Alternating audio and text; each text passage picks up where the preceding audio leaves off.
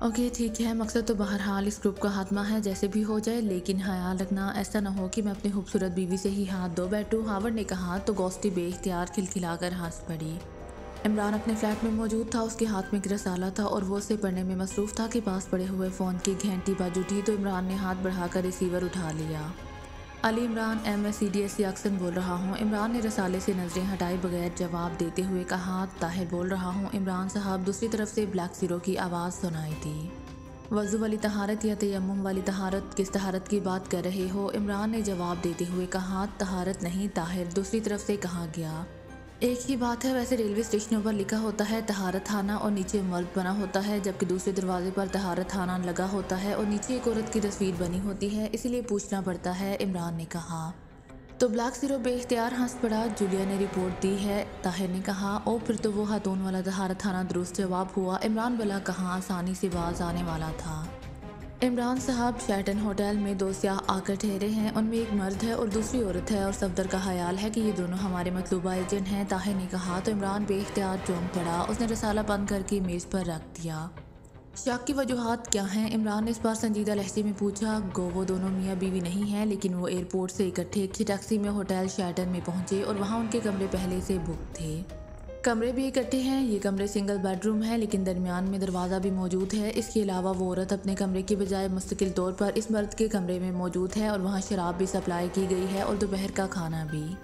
खाना उन्होंने इकट्ठा ही खाया है। इसके अलावा कद्दूकामत के लिहाज से भी ये वही जोड़ा दिखाई देता है। ब्लैक ज़ीरो ने कहा, बस बस काफ़ी है, इतनी मुमासरतें हैं। क्या उनकी चेकिंग हुई है? क्या बातें कर रहे थे वो? इमरान ने कहा। जब से वो आए हैं कमरे से बाहर नहीं निकले। अलबत्ता इस औरत मारलैंड के कमरे में सफदर ने सुपर टेलीव्यू लगा दिया है, लेकिन इस मर्द आर्थर वाले कमरे में कुछ नहीं है। ब्लैक ज़ीरो ने कहा। ओके, उनकी निगरानी मशीनी तौर पर कराओ। वो रेड एजेंसी के लोग हैं, आम एजेंट नहीं हैं। इमरान ने कहा, ठीक है, मैंने पहले ही सफदर को कह दिया है। ब्लैक ज़ीरो ने कहा। ओके शुक्रिया, इमरान ने कहा और रिसीवर रखकर मेज़ पर पड़े हुए रसाले को दोबारा उठाया, लेकिन अभी उसने उसे उठाया ही था कि फ़ोन की घंटी एक बार फिर बाज उठी।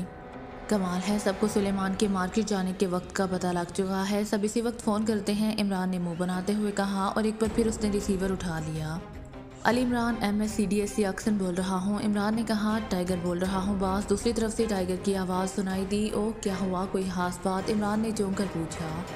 बॉस, रॉजर और एंथोनी दोनों ने किसी से रब्ता नहीं किया, ना क्रीमिया से कोई रब्ता हुआ है और ना ही किसी और ग्रुप से। टाइगर ने कहा। किस सिलसिले में? इमरान ने पूछा। आपके बारे में। टाइगर ने कहा। किस तरह मालूम किया है? इमरान ने सर्द लहजे में पूछा। मैंने इन दोनों के ऑफिस फ़ोन चेक कराए हैं और उनसे मिलने वालों की गुफ्तगू। टाइगर ने जवाब दिया। ठीक है, कोशिश जारी रखो, इमरान ने कहा और रिसीवर रख दिया। उसी लम्हे दरवाज़ा खुलने की आवाज़ सुनाई दी तो इमरान समझ गया कि आने वाला सुलेमान है। और फिर चंद लम्हों बाद सुलेमान हाथ में शॉपर बैग उठाए सिटिंग रूम के दरवाजे के सामने से गुजरकर आगे बढ़ गया। इमरान खामोश बैठा रसाला पढ़ता रहा। थोड़ी देर बाद सुलेमान कमरे में दाखिल हुआ तो उसने चाय की प्याली खामोशी से इमरान के सामने रखी और वापस मुड़ गया। एक मिनट, इमरान ने इंतहाई संजीदा लहजे में कहा। जी साहब। सुलेमान ने भी संजीदगी से जवाब देते हुए कहा। क्या पूरे आलम इस्लाम के शानदार मुस्तकबिल के लिए 6-7 बेगुनाह अफराद की कुर्बानी दी जा सकती है? इमरान ने रसाला बंद करके मेज़ पर रखते हुए इंतहाई संजीदा लहजे में कहा। आपको मालूम है कि जब किसी मुफ्ती से फतवा लिया जाता है तो उसे मुकम्मल सवाल लिख कर दिया जाता है, वरना वो फतवा देने से इनकार कर देता है। और जब फतवा बेगुनाह अफराद की मौत के सिलसिले में हो तो फिर तो खसूसी एहतियात ज़रूरी है। सुलेमान ने जवाब देते हुए कहा। मैंने फतवा नहीं मांगा, सिर्फ सवाल किया है, इमरान ने मुंह बनाते हुए कहा। बगैर सयाक को सबाक के कुछ नहीं बताया जा सकता। आप देखिए, जंग के दौरान सैकड़ों हज़ारों इंसानों की कुर्बानी देकर मुल्क का तहफ़्फ़ुज़ किया जाता है और उसे जायज़ समझा जाता है, जबकि आम हालात में एक बेगुनाह की मौत भी बहुत बड़ा जुर्म बन जाता है। सुलेमान ने बाकायदा दलील देते हुए कहा। बात तो तुम्हारी ठीक है। बहरहाल मुख्तसर तौर पर बता देता हूँ कि आलम इस्लाम की मुश्तरका करेंसी, जिसे मुस्लिम करेंसी कहा जा रहा है, एक्रीमिया की बैनुल अक़वामी करेंसी डॉलर और यूरोप की बैनुल अक़वामी करेंसी यूरो के मुकाबले लाए जाने की प्लानिंग की जा रही है, ताकि आलम इस्लाम का माशी मुस्तकबिल शानदार बन सके। और 6 माहिर माशियात का एक ग्रुप इस सिलसिले में खुफिया मुकाम पर काम कर रहा है। इस काम को तकमील तक पहुँचाने में अभी 1 साल लग जाएगा, जबकि एक्रीमिया ऐसा नहीं चाहता कि ये ग्रुप काम करे और आलम इस्लाम का माशी मुस्तकबिल शानदार हो सके। चुनांचे उसके एजेंट यहाँ आए हुए हैं जो इस ग्रुप को ट्रेस करके उसे ख़त्म करना चाहते हैं। अब अगर इन एजेंटों का खात्मा कर दिया जाए तो एक्रीमिया से और एजेंट आ जाएंगे। इसके लिए एक ही तजवीज़ ये है कि उन्हें मुतमईन करने के लिए ऐसी जगह की निशानदही की जाए जहाँ 6 नकली माहिर मौशियात मौजूद हों और ये एजेंट उनका खात्मा कर दें। इस तरह एक्रीमिया पूरी तरह मुतमईन हो जाएगा कि ग्रुप का खात्मा हो चुका है और अब मुस्लिम करेंसी ओपन ना हो सकेगी, जबकि असल ग्रुप जाहिर है काम करता रहेगा और तमाम तैयारियां मुकम्मल होने पर अचानक मुस्लिम करेंसी को ओपन कर दिया जाएगा। लेकिन असल मसला ये है कि क्या 6 बेगुनाह अफराद की कुर्बानी दी जा सकती है या नहीं। इमरान ने बाकायदा वजाहत करते हुए कहा, क्या वाकई आप संजीदगी से बात कर रहे हैं? सुलेमान ने इंतहाई हैरत भरे लहजे में कहा, हाँ। इमरान ने कहा, तो फिर ठहरे, मैं इस्तीफ़ा लेकर आता हूँ। सुलेमान ने मुंह बनाते हुए कहा और वापस मुड़ने लगा। अरे अरे, मैं तुम्हें इज्जत दे रहा हूँ, तुमसे मशवरा मांग रहा हूँ और तुम इस्तीफ़ा देने की बात कर रहे हो, इसका क्या मतलब हुआ? इमरान ने हकीकी हैरत भरे लहजे में कहा, इसलिए कि मैं किसी बुज़दिल आदमी के साथ नहीं रह सकता। सुलेमान ने कहा तो इमरान बेइख्तियार उछल पड़ा। बुज़दिल? क्या मतलब? मशवरा पूछने की वजह से मैं बुज़दिल हो गया? इमरान ने कहा, आपने मशवरा यही पूछा है ना कि बजाय इसके कि एग्रीमेंट एजेंटों को और उनकी एजेंसी को ख़त्म करने के क्यों ना 6-7 बेगुनाह अफराद को हलाक करा दिया जाए, यही मशवरा पूछा है ना आपने? सुलेमान ने मुंह बनाते हुए कहा, हाँ। और इसमें बुज़दिली कहाँ से निकल आई है? इमरान ने कदरे गसीले लहजे में कहा, बहादुर आदमी मुकाबला किया करते हैं और बुज़दिल इस किस्म की साजिशें करते हैं कि अपने आदमी मरवा कर खुश हो जाएं कि मिशन मुकम्मल हो गया। क्या वो एग्रीमेंट एजेंट अहमक होंगे कि वो बगैर किसी तस्दीक के सिर्फ चंद अफराद हलाक करके मुतमईन हो जाएंगे? क्या वो इस प्रोजेक्ट की तफसील हासिल नहीं करेंगे जिस पर ये लोग काम कर रहे होंगे?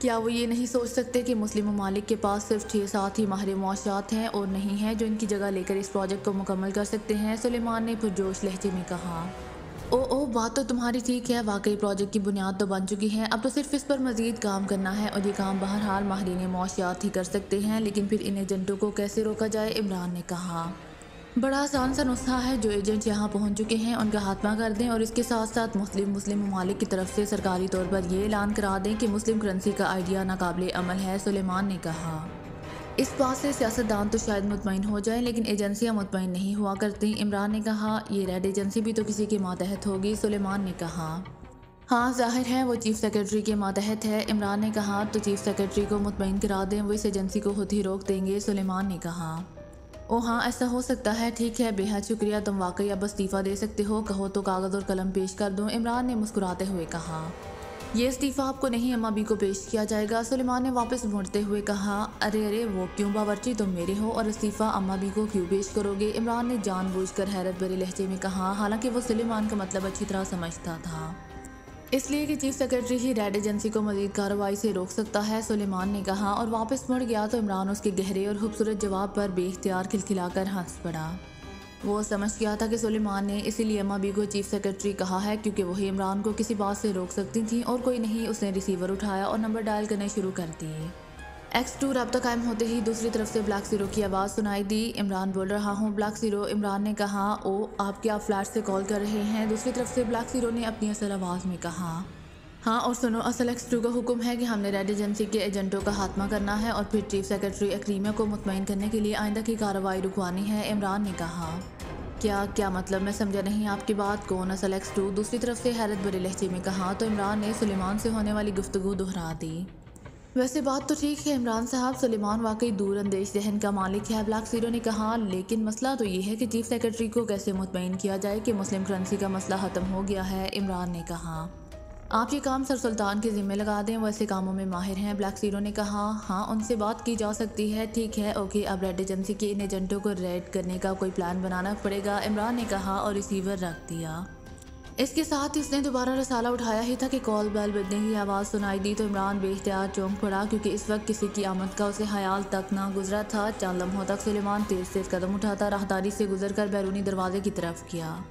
कौन है? सुलेमान ने हस्बे आदत दरवाज़ा खोलने से पहले पूछा। इमरान साहब से मिलना है, मैं क्रीमिया से आया हूँ, वॉल्टर हेडसन। दूसरी तरफ से एक हल्की सी आवाज़ सुनाई दी जो कि इमरान पूरी तरह मुतवज्जे था, इसलिए हल्की सी आवाज़ उसके कानों तक पहुंच गई थी और इमरान चौंक पड़ा। चंद लम्हों बाद दरवाज़ा खुलने की आवाज़ सुनाई दी। इमरान साहब मौजूद हैं? अब वही आवाज़ दोबारा सुनाई दी। जी हाँ, तशरीफ़ लाइए, सुलेमान ने मोतबाना लहजे में कहा। तो इमरान समझ गया कि आने वाला यकीनन शानदार शख्सियत का मालिक होगा, वरना सुलेमान आम आदमी को घास डालने का आदी नहीं था। चंद लम्हों बाद एक लंबे कद और भारी जिस्म का मालिक अंदर दाखिल हुआ तो इमरान उठ खड़ा हुआ। आने वाला बहरहाल अजनबी था, अलबत्ता उसकी शख्सियत वाकई मुतासिर कुन थी और वो था भी अक्रीमन। मुझे वॉल्टर हिडसन कहते हैं। आने वाले ने मुसाफिया के लिए हाथ बढ़ाते हुए कहा। क्यों कहते हैं? इमरान ने मुसाफिया करते हुए कहा। लेकिन अभी उसका फिक्रा मुकम्मल हुआ ही था कि उसके हाथ में सुई सी चुभी और इसके साथ ही उसे यूँ महसूस हुआ जैसे उसका जहन किसी कैमरे के शटर की तरह बंद हो गया हो। गॉस्टी जैसे ही अपने कमरे में दाखिल हुई, उसकी छठी हिस्स ने यकलहत इस तरह अलार्म बजाना शुरू कर दिया कि वो बेइख्तियार उछल पड़ी। वो हावर्ड के कमरे में मौजूद थी और अब उठकर अपने कमरे में आई थी कि यकलहत उसे महसूस होने लगा कि यहाँ इस कमरे में उसकी अदम मौजूदगी में कोई ऐसी बात हो चुकी है जिससे उसे खतरा लाहक हो सकता है। ये उसकी ऐसी हिस्स थी जिससे मुतअद्दिद बार उसे इंतहाई शदीद खतरात से बचाया था। उसने एक नज़र कमरे का जायजा लिया, फिर बाथरूम का दरवाज़ा खोलकर उसने अंदर झांका। उसके बाद उसने पूरे कमरे का राउंड लगाया ताकि अगर कोई आदमी अलमारी के पीछे या बेड के नीचे छुपा हुआ हो तो वो उसे चेक कर सके, लेकिन कमरा खाली था। चुनाचे वो तेज़ी से अलमारी की तरफ बढ़ी और उसने अलमारी के निचले तहखाने में पड़ा हुआ अपने बैग को उठाकर मेज़ पर रखा। उसने बैग के खुफिया खाने से एक छोटा सा रिमोट कंट्रोल नुमा आला निकाला और उसका बटन दबा दिया। आले पर सब्ज रंग का बल्ब जलने लगा तो वो इस आले को उठाए कमरे में घूमने लगी, लेकिन जैसे ही वो बैरूनी दरवाजे के करीब पहुंची, उसमें से ना सिर्फ सीटी की आवाज़ निकलने लगी बल्कि बल्ब का रंग भी यकलहत सुर हो गया। इसके साथ ही आले के डायल पर यके बाद दीगरे मुख्तलिफ हिंसे उभरने लगे। वो चंद लम्हे इन हिंसों को गौर से देखती रही, फिर उसने आले को ऑफ करके अपनी जैकेट की जेब में डाला और आगे बढ़कर उसने कालीन का कोना उठाया और नीचे हाथ डालकर जब उसने हाथ को वापस खींचा तो उसके हाथ में एक छोटी सी गोल टिकिया मौजूद थी जिस पर 2 छोटे छोटे बल्ब मुसलसल जाल बुझ रहे थे। ओ सुपर टेलीव्यू, गॉस्टी ने बड़बड़ाते हुए कहा और इसके साथ ही उसने गोल टिकिया के नीचे मौजूद उबार पर अंगूठा रखकर उसे दबाया तो दोनों बल्ब बुझ गए। गॉस्टी ने उसे नीचे कालीन पर फेंका और तेज़ी से मुड़ी। उसने अपना बैग उठाया और अपना आला इस खुफिया जेब में रखकर वो तेज़ी से बैरूनी दरवाजे की तरफ बढ़ी और चंद लम्हों बाद वो हावर्ड के कमरे में दाखिल हो रही थी। अरे क्या हुआ, इतनी जल्दी वापसी, हावर्ड ने चौंक कर कहा। वो कुर्सी पर बैठा शराब पीने में मसरूफ़ था और गॉस्टी ने उसे सारी तफसील बता दी। ओ, इसका मतलब है कि हमें चेक किया जा रहा है, वेरी बैड, हावर्ड ने तेज़ी से उठते हुए कहा। फिर अलमारी से अपना बैग निकाल कर वो दोनों कमरे से बाहर निकले और फिर लिफ्ट की तरफ जाने की बजाय फायर डोर वाली सीढ़ियों की तरफ बढ़ गए। थोड़ी देर बाद ही वो दोनों अकबी गली में पहुंच चुके थे। अकबी गली का इख्तिताम एक सड़क पर हो रहा था। फिर सड़क पर पहुंचते ही उन्हें एक खाली टैक्सी मिल गई।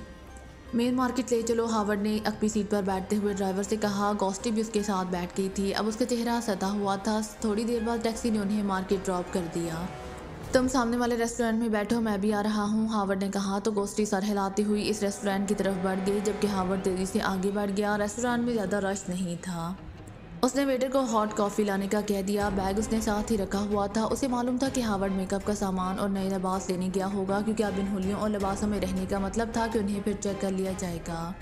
और फिर वाकई 1 घंटे बाद हावर्ड अंदर दाखिल हुआ। उसके हाथ में बैग के साथ साथ एक शॉपर भी मौजूद था। मास्क मेकअप करके और लिबास बदल कर तुम स्टार कॉलोनी की कोठी नंबर 12 में पहुंच जाओ, मैं भी वहीं आऊँगा, हावर्ड ने कहा और खुद वो साथ वाली कुर्सी पर बैठ गया। गॉस्टी ने वेटर को बुलाकर बिल अदा किया। फिर शॉपर और बैग उठाकर वो तेज़ तेज़ कदम उठाती साइड की राहदारी में बढ़ती चली गई जहाँ बाहर वॉशरूम की प्लेट मौजूद थी। उसने एक वॉशरूम में दाखिल होकर अपना लिबास बदला और शॉपर में मौजूद दूसरा लिबास निकाल कर पहन लिया। उसने शॉपर में मौजूद मास्क निकाल कर उसे अपने चेहरे और सर पर पहनकर दोनों हाथों से चेहरे को मुख्तलिफ अंदाज में थपथपाना शुरू कर दिया।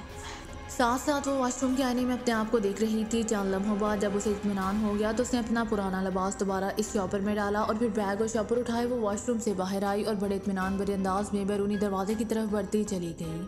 थोड़ी देर बाद वो एक खाली टैक्सी के जरिए स्टार कॉलोनी पहुंच चुकी थी, लेकिन उसने स्टार कॉलोनी के पहले चौक पर ही टैक्सी छोड़ दी और टैक्सी के वापस चले जाने के बाद वो बैग और शॉपर उठाए पैदल चलती हुई आगे बढ़ती चली गई। थोड़ी देर बाद 12 नंबर की कोठी उसने तलाश कर ली। कोठी का फाटक बंद था और बाहर नंबरों से खुलने वाला ताला मौजूद था। चूँकि उसे मालूम था कि ये ताला किन नंबरों से खुल सकता है, क्योंकि ये बात उनकी ट्रेनिंग में शामिल थी, इसीलिए उसे मालूम था कि हावर्ड ने किन नंबरों का ताला लगाया होगा। थोड़ी देर बाद वो ताला खोल चुकी थी। कोठी दरमियाने साइज़ की थी।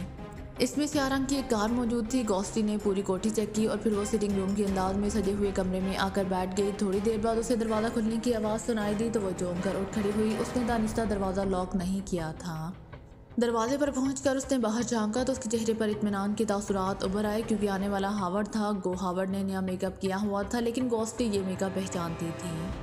हम लोग इस तरह खौफजदा होकर वहाँ से भागे हैं जैसे हमारे पीछे पागल कुत्ते लग गए हों, गॉस्टी ने मुंह बनाते हुए कहा तो हावर्ड बेइख्तियार हंस पड़ा। तुम होती तो परेशान हो रही थी और अब होती ऐसी बातें कर रही हो, हावर्ड ने मुस्कुराते हुए कहा। हाँ, न जाने क्या हुआ कि सुपर टेलीव्यू देखते ही मुझे यूँ महसूस हुआ था जैसे मेरी गर्दन किसी शिकंजे में आ गई हो, गॉस्टी ने कहा। इसकी वजह पाकिस्तान सीक्रेट सर्विस का नफ्सियाती खौफ है। आम डेक्टाफोन होता तो शायद ये मामलात इस तरह खराब ना होते। सुपर टेलीव्यू यकीनन सीक्रेट सर्विस से इस्तेमाल करती होगी और सीक्रेट सर्विस ने जिस अंदाज में कमरे में सुपर टेलीव्यू पहुंचाया है, इससे यही मतलब निकलता है कि उन्हें सिर्फ हम पर शक ही नहीं बल्कि मुकम्मल यकीन है। हावर्ड ने कहा, तुम्हारी बात दुरुस्त है, तो फिर अब हमने क्या करना है? हमें फौरी तौर पर कोई कार्रवाई करनी चाहिए। वरना इस तरह हम कब तक खौफजदा चूहों की तरह बिल्लों में छुपते रहेंगे। गोस्टी ने कहा, हाँ अब इन मौजूदा हालात में तुम्हारी बात दुरुस्त है, हमें अब काम करना पड़ेगा और इसकी यही सूरत है कि हम इमरान को अगवा कराकर उसे मालूमात हासिल करें कि ये ग्रुप कहाँ मौजूद है। हावर्ड ने इंतहाई संजीदा लहजे में कहा और इसके साथ ही उसने रिसीवर उठाया और तेज़ी से नंबर प्रेस करने शुरू कर दिए। ब्राइट लाइट क्लब, एक नस्वानी आवाज़ सुनाई दी। मास्टर से बात कराओ, मैं क्रीमिया से एस1 आर्थर बोल रहा हूँ। हावर्ड ने कहा, होल्ड करें। दूसरी तरफ से कहा गया, हेलो मास्टर बोल रहा हूँ। 4 लम्हों बाद एक भारी सी आवाज़ सुनाई दी। क्या ये फ़ोन महफूज है ताकि एसएस कॉल की जा सके? हावर्ड ने कहा, ओ 1 मिनट। दूसरी तरफ से चूम कर कहा गया, हेलो मास्टर बोल रहा हूँ, अब लाइन मुकम्मल तौर पर महफूज है। दूसरी तरफ से कहा गया, हावर्ड बोल रहा हूँ मास्टर। इस बार हावर्ड ने अपने असल लहजे में बात करते हुए कहा, ओ आप ओ कहाँ से बोल रहे हैं आप? दूसरी तरफ से चौंक कर कदरे बौखलाए हुए लहजे में कहा गया, यहीं से बोल रहा हूँ, मैं और गोस्ट एक खसूसी मिशन के सिलसिले में यहाँ आए हुए हैं। हावर्ड ने कहा, ओ अच्छा फरमाइए, मैं क्या खिदमत कर सकता हूँ? दूसरी तरफ से कहा गया, लहजा खासा मौतबाना था। पहले ये बताओ कि तुम पाकिस्तान सीक्रेट सर्विस के लिए काम करने वाले आदमी अली इमरान के बारे में कुछ जानते हो? हावर्ड ने कहा, जी हाँ बहुत अच्छी तरह जानता हूँ। दूसरी तरफ से कहा गया, इस इमरान ने 6 अफराद के ग्रुप को किसी खुफिया जगह पर रखा हुआ है और इसका इल्म सवाए इस इमरान के और किसी को नहीं है, इसलिए इस इमरान को अगवा करके उसे ये मालूम करना है कि क्या तुम ये काम कर सकते हो। हावर्ड ने कहा, ओ आपने दुनिया का सबसे खतरनाक तरीन काम कर दिया है, लेकिन जनाब बहरहाल इसे करना तो होगा। दूसरी तरफ से कहा गया, किस तरह करोगे, मुझे तफसील बताओ। हावर्ड ने कहा, जनाब इस इमरान को किसी प्लानिंग के तहत ना अगवा किया जा सकता है और ना ही हलाक किया जा सकता है। इसके लिए तो इंतहाई सादा सी कोशिश करनी होगी और ये काम मैं करूँगा। दूसरी तरफ से कहा गया, खुलकर बात करो मास्टर, ये इंतहाई अहम और नाजुक मसला है। हावर्ड ने इस बार कदरे गसीले लहजे में कहा।